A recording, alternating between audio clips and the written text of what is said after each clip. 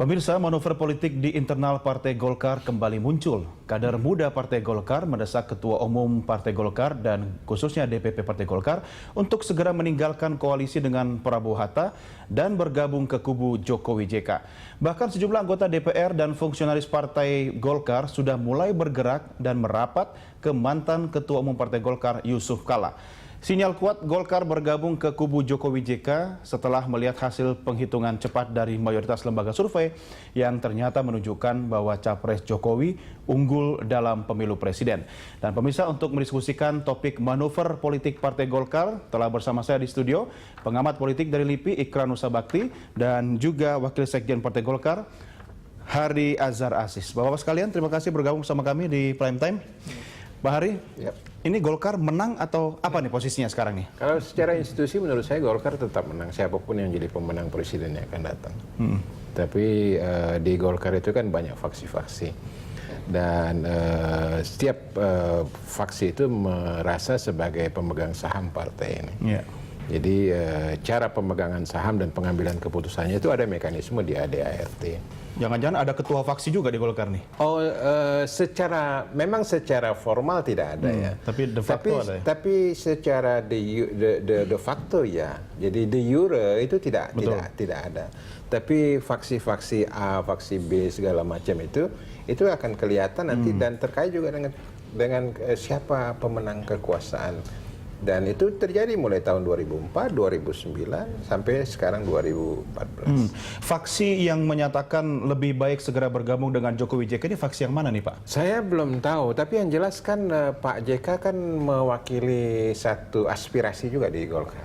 Ya, Pak JK masih kader Golkar? Pak JK masih anggota Golkar. Masih aktif ya? Masih punya kartu anggota Golkar ya Pak ya? Masih kartu anggota Golkar. Dan jadi Golkar ini di mana-mana sebenarnya Pak ya? Dan ya, alumni Golkar di mana-mana. Ini ada desakan dari kader muda. Nanti kita juga akan ngobrol dengan Bang Indra J. Piliang. Mudah-mudahan nanti segera bergabung sama kita. Terkait kalau pilihan Golkar berkoalisi dengan Prabowo Hatta itu ternyata tidak mampu mengangkat capres yang diunggulkan. Dari hasil survei beberapa lembaga survei menunjukkan Jokowi JK yang menang. Jadi ini dianggap sebagai sebuah kegagalan para senior di elit Golkar sendiri. Bagaimana Anda melihat ini? Nah, itu kan diputuskan di Rapimnas. Jadi Rapimnas itu memberikan kepercayaan kepada Abu Rizal Bakri. Yang itu boleh menjadi presiden, boleh menjadi wakil presiden, boleh juga mendukung ke salah satu koalisi presiden. Nah, itu apakah itu kelebihan ataukah itu kesalahan di Golkarnya? Belum dievaluasi Pak ya? Itu wajib dievaluasi nantinya. Dalam? Tapi sekarang kan tidak. Ya kalau evaluasi yang resmi ya di Munas. Tidak ada cara lain. Bukan Munaslup Pak? Munaslup pun ada tata caranya kan. Jadi misalnya 2/3 dari para pemegang suara di Golkar itu mesti membuat pernyataan. Kalau mekanisme yang formal sekarang itu sudah diputuskan di Munas yang lalu tahun 2015. Tapi kalau memang mau mempercepat itu yang namanya Munas. Jadi ini adalah semua menjalankan hasil keputusan Munas ya? Semua sebelumnya. menjalankan. Termasuk Rapimnas terakhir ini? Rapimnas yang terakhir itu menyatakan kita memberikan kepercayaan kepada Abu Rizal Bakri yang kemudian akhirnya itulah merepresentasikan keputusan Golkar. Pak Hari, kalau Bapak diminta mengevaluasi kinerja Golkar sekarang ini pasca Pilpres, Anda berada di posisi yang mana? Apakah memang strategi Golkar ini dianggap sebagai sebuah kesalahan politik atau sebenarnya memang sudah tepat seperti ini posisinya? Saya termasuk orang yang normatif. Jadi keputusan saya mengikuti aturan-aturan. Jadi kalau misalnya kita mempercayakan kepada Abu Rizal Bakri untuk menjadi penentu, berarti itulah keputusan partai. Dan kebetulan beliau memutuskan ke Prabowo Hatta. Nah, apakah nanti misalnya begitu, setelah Jokowi dan JK menang, beliau masih punya representasi partai, bisa saja memperbaiki keputusan yang lama, saya sekarang atas nama Golkar mendukung Jokowi JK. Itu bisa saja. Iya. Tetapi kan pasti akan ada pertanyaan, pasti akan ada berbagai macam evaluasi di sini. Iya. Pak Ikrar, bagaimana Anda melihat ini posisinya Golkar sekarang ini? Kaki kiri, kaki kanan atau?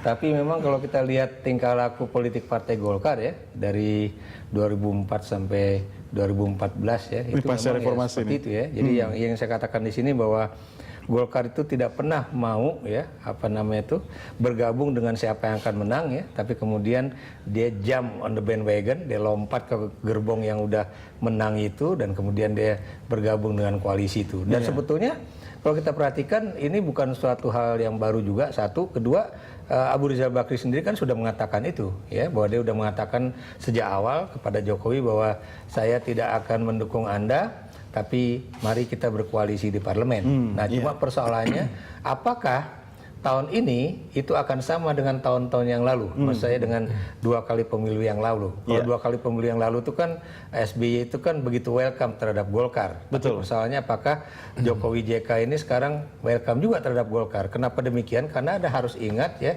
ada juga mantan politisi-politisi Golkar yang kebetulan juga bergabung di dalam koalisi tidak Jokowi secara JK. institusi bukan orang per orang. Bukan sebagai orang Golkar, tapi sebagai Nasdem misalnya. Oh iya. Kan ini kan juga menjadi suatu ini yang sebagai harus mempertegas alumni Golkar di mana-mana ya. Betul ya. Memang Baik, Golkar itu omnipresent. Omnipresent itu ada di mana-mana dia. 2004 kita ingat ya, koalisi antara SBY JK itu kan bukan koalisi dengan Golkar kan. Betul. Tapi setelah JK terpilih jadi wakil presiden kemudian diketumkan oleh Golkar. Kira-kira akan ada munaslup nggak buat Golkar kalau JK dan Jokowi jadi presiden dan wakil presiden, atau malah JK jadi ketum lagi? Yang jelas nanti menurut saya ya, kalau sekarang memang udah bergerak, bukan mustahil pasca 22 Juli ini akan lebih bergerak lagi ya. Dan bergeraknya gimana nih? Pergerakannya pasti akan ada gerakan-gerakan untuk mencopot atau menjungkir balikan Abu Rizal Bakri itu akan terjadi. Tergantung nanti 22 Juli itu siapa yang dinyatakan pemenang, apakah Prabowo Hatta ataukah Jokowi JK. Jadi sebenarnya yang deg-degan bukan cuma Prabowo Hatta ya, Ical juga deg-degan ya. Baik, Bapak-Bapak sekalian kita break dulu, kita akan lanjutkan di segmen berikutnya. Pemirsa tetap bersama kami segera kembali sesaat lagi.